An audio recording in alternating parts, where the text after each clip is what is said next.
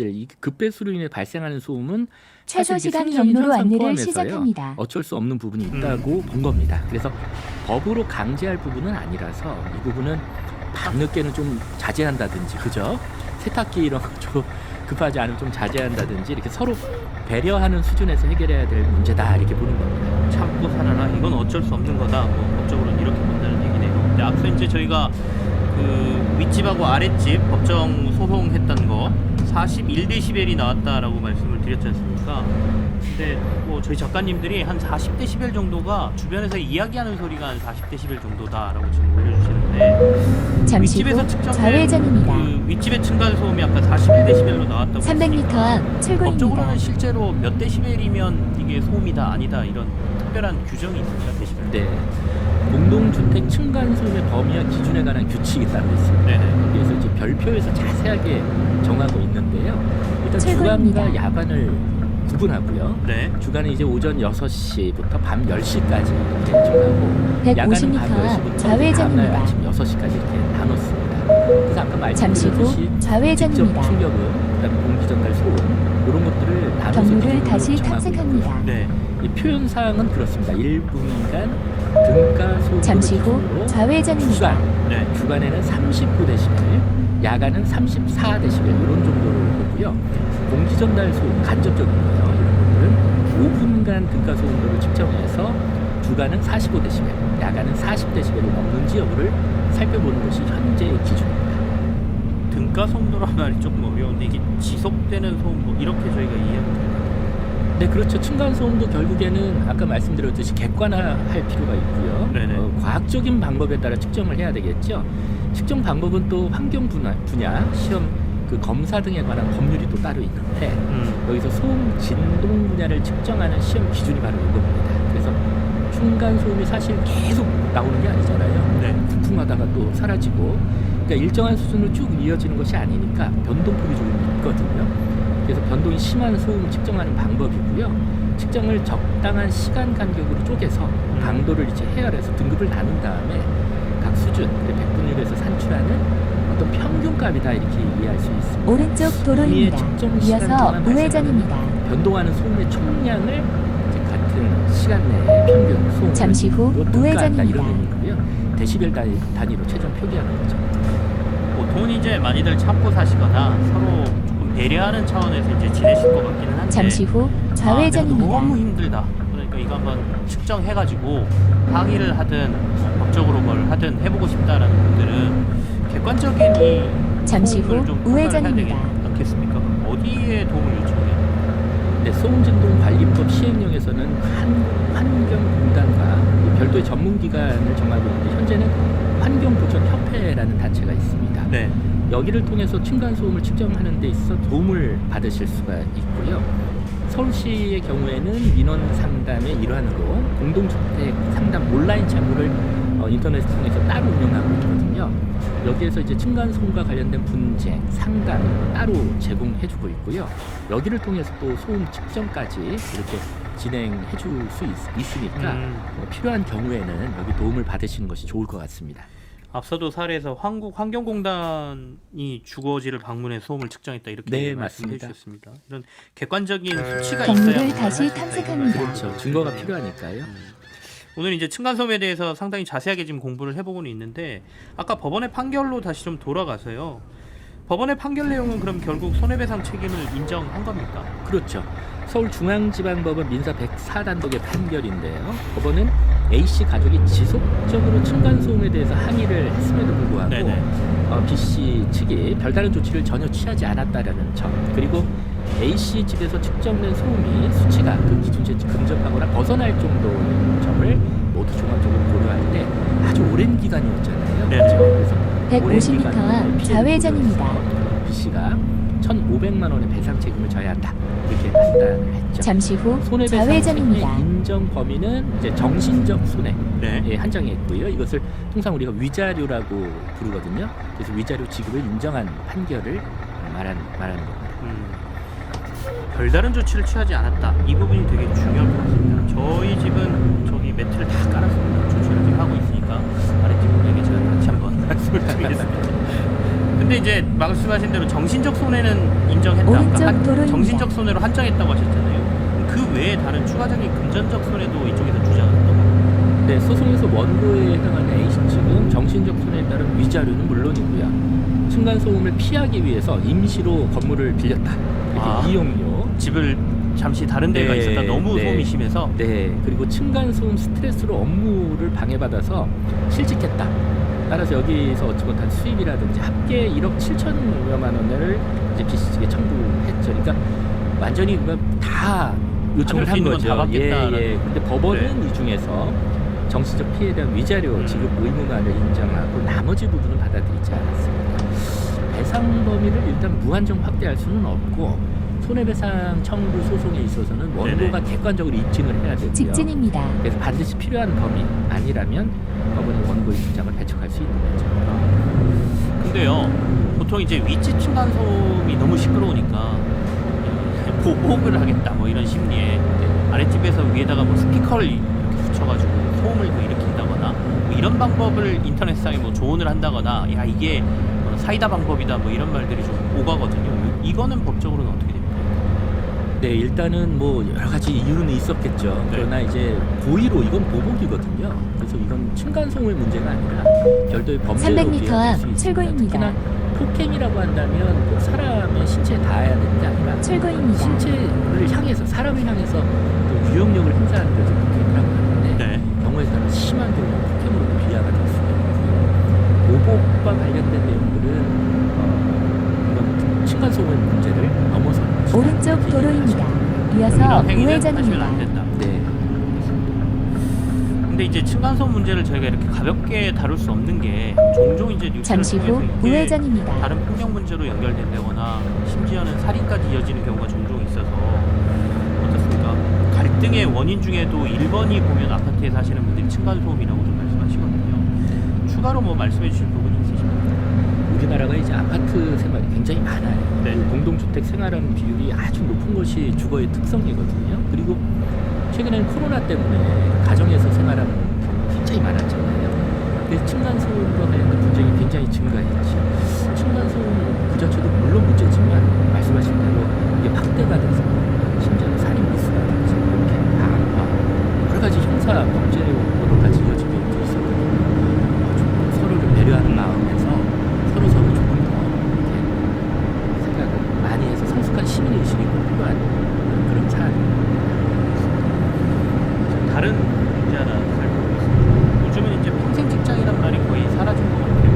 자주 이직하시는 분들이 좀 많은데 퇴사를 앞둔 직장인들이 좀 관심 있게 들어보셔야 될 문제입니다. 퇴사하면서 본인이 보관하고 있는 업무 자료 등을 마음대로 삭제했다가 큰 낭패를 볼 수 있다 이런 얘기네요.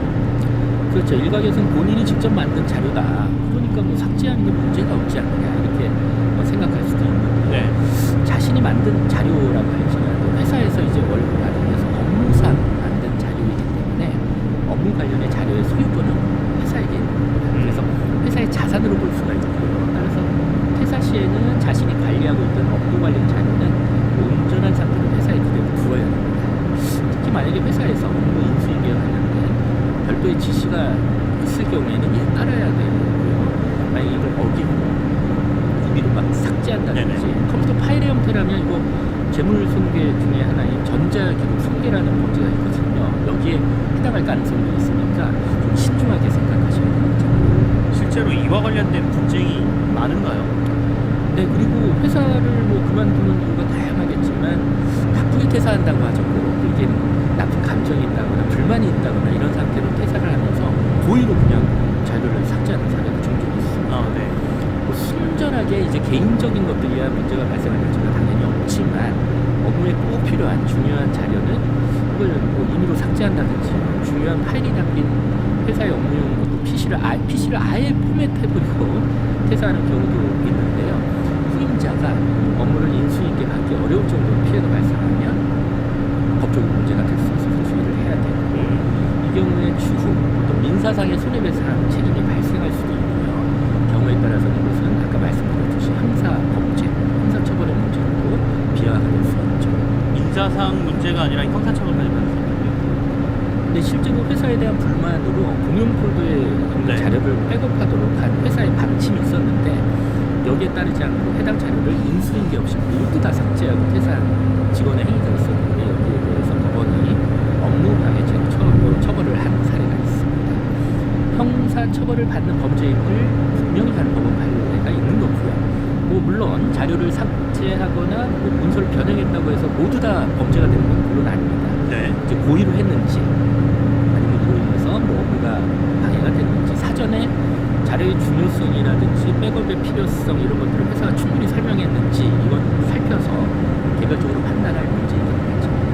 결국 회사에서도 이런 피해를 방지하기 위한 조치, 인수인계 절차라든지 이런 것들을 잘 해야 된다 이런 말씀이시죠? 그럼 그렇습니다. 회사 입장에서도 직원이 무단으로 자료를 삭제하고 퇴사하는 경우를 대비해서 보완책을 세울 필요가 있다라고 생각이 되고요. 네. 정기적으로 자료를 공용 폴더에 백업하도록 하거나 중요한 자료는 이렇게 백업을 해야 되지 않겠습니까? 그리고 직원별로 비밀번호를 관리하고 오른쪽 도로입니다. 퇴사 시에 이어서 사직서 오른쪽 등의 고속도로 인수인계 출구로 서약을 진출하십시오. 받아준다든지 이런 방법을 고려해서 주의를 환기시킬 잠시 후 필요가 오른쪽 있겠죠. 고속도로 출구로 직원들에 진출하십시오. 따라서는 심각한 고려 없이 그냥 그저 자기가 작성한 거 깨끗하게 지우고 나가도 된다 이렇게 오해를 할 수가 있기 때문에 근로자한테 구체적인 지시, 명확한 근무 원칙 미리미리 잘 안내해서 서로 불필요한 오해, 분쟁이 발생하지 않도록 미리미리 조치하는 것이 중요하겠죠. 앞서 처음에 말씀하셨던 이게 내가 작성한 문건이니까 저작권 나한테 있는 것 아니야? 이건 잘못된 거 근데 순수하게 개인적으로 창작한 것이 아니라 업무에 일하는 작성한 것이라면 그리고 작성한 것이 나름대로 이제 창작성이 인정되어서 저작권이 보호 대상이 되는 경우라 이렇게 볼지라도요. 이 경우는 업무상 저작물로 봐야 되는 경우 같습니다. 업무상 저작물은 법인이나 단체, 그관계의 사용자의 어떤 기획하에 법인의 이제 업무에 종사하는 분이 업무에 의해서 작성하는 저작물을 말하지요. 이것이 법인의 명의로 공표가 되면은 저작자는 작성자가 법인이 되는 거죠. 대체적으로 법인에 네. 대해서 된다는 말씀이시죠? 그렇습니다. 신문 기사의 경우 보면 기자님들이 이제 작성을 하지만 네. 업무에 따라서 작성하잖아요. 저작권자는 신문사다. 그렇죠. 저작권자는 이제 신문사이고 신문사가 이제 권리 행사를 하게 돼 있죠. 억울하긴 하네요. 알겠습니다. 네. 지금까지 안병환 변호사와 함께했습니다. 고맙습니다. 네, 감사합니다. 광고 듣고 퀴즈 정답과 당첨자 발표해드리겠습니다. 광고 큐! 미래에셋증권은 생각했어요. 해외 투자라고 큰 돈 들지 않았으면, 그래서 실시간 미국 주식 수수점 매매, 밤잠 설치는 사람 없었으면, 데이마켓, 호가창도 다 보였으면, 나스닥, 토탈뷰, 국내 주식처럼 편해진 해외 투자. 미래에셋증권에서 확인해보세요. 원금 손실을 이해하시고 투자자는 상품 설명서 및 약관을 꼭 읽어보세요. K웨더 우리 집 실내 날씨 예보입니다. 아이들이 뛰어놀아서 거실 공기가 많이 탁해졌는데요. 하지만 실내 날씨는 맑겠습니다. K웨더 AI 환기 청정 솔루션이 집 밖과 집안의 공기질을 분석해 알아서 환기를 책임지니까요. 이상 직진입니다. K웨더였습니다. 단일 QM6가 달라졌어. 어떻게? 완전 새로운 디자인, 세련됐지만 강렬해. 업그레이드된 인포테인먼트. 손끝 하나로 일상이 바뀌구나. 아직도 망설이고 있어. 당장 움직여. 더 뉴 QM6의 새로운 구분. 가까운 전시장으로 레노코리아 자동차. 5월 가정의 달을 맞아 관절 건강 보호하는 프리미엄 폴더가 사랑 가득 감사 세일을 준비했습니다. 세 박스를 구입하시면 한 박스를 더 드리는 특별한 기회. 사랑하는 부모님께 건강을 선물하세요. 1833-3399 건강기능식품입니다. 제조원 독진제약 판매원 매일생활건강. 생방송 김치영의 뉴스아이킥. 오늘의 퀴즈는 기시다 일본 총리의 방한 소식과 함께 한일 정상이 12년 만에 재개하기일 것으로 관측되는 이것은 무엇일까요? 라고 문제를 내드렸습니다. 정답은 2번 셔틀 외교였습니다. 퀴즈 당첨자 말씀드릴게요. 9153님, 일본이 컵의 나머지 반을 채울지 꼭 지켜보겠습니다 라고 말씀 주셨는데요. 정답 맞추셨습니다. 그리고 1586님, 7718님, 8616님도 정답 맞추셨고요. 미니의 주신혜님도 당첨되셨습니다. 저희가 작곡 세트 선물로 보내드리겠습니다. 자, 이후 프로그램 소개 잠깐 해드리죠. 3부에는 저 김큐가 경제뉴스 쉽게 풀어드리는 경제뉴스 큐레이션 준비해놨습니다. 그리고 그리고 4부 하이킥 클래스에도 과거 역사에서 우리가 외교 문제와 관련된 여러 가지 얘기, 재밌는 얘기 한번 들어보겠습니다. 기대해 주십시오. 데이브레이크에 꽃길만 걷게 해줄게 들려드리고 저는 3부로 돌아오겠습니다.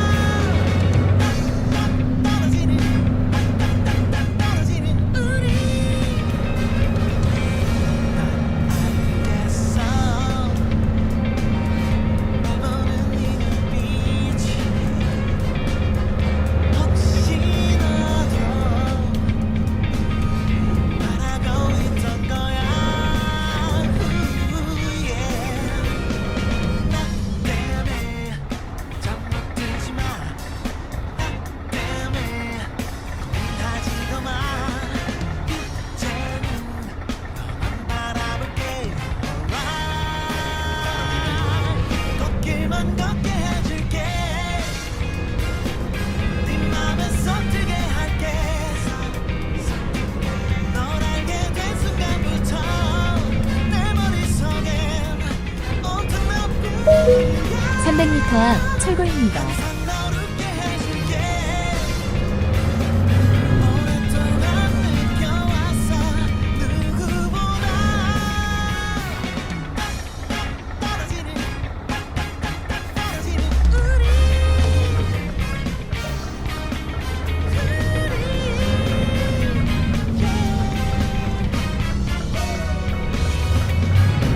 철거입니다.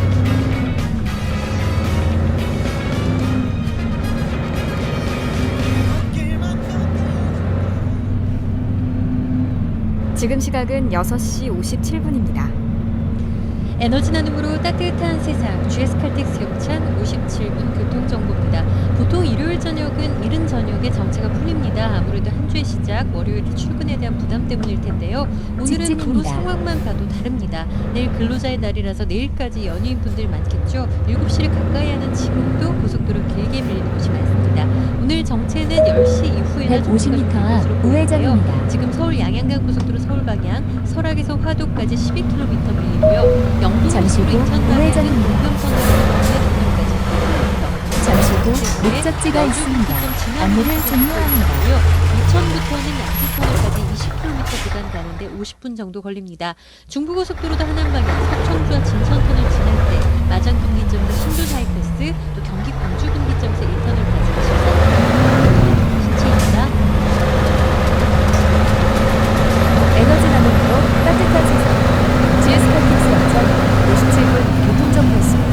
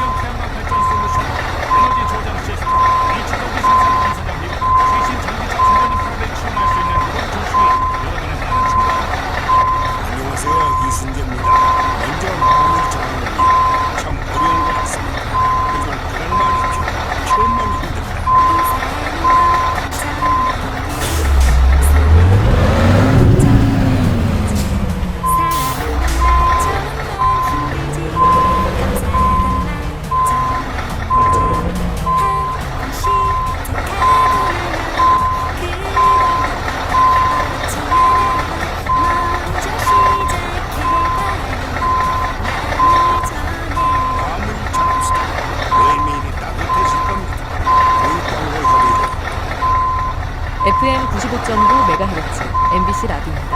HLKV SF. 완전히 새롭게 시작하는 KG 모빌리티 그 첫 번째 시작 터레스 EVX 사전 계약 중. 이변의 시작 KG 모빌리티가 7시를 알려드립니다.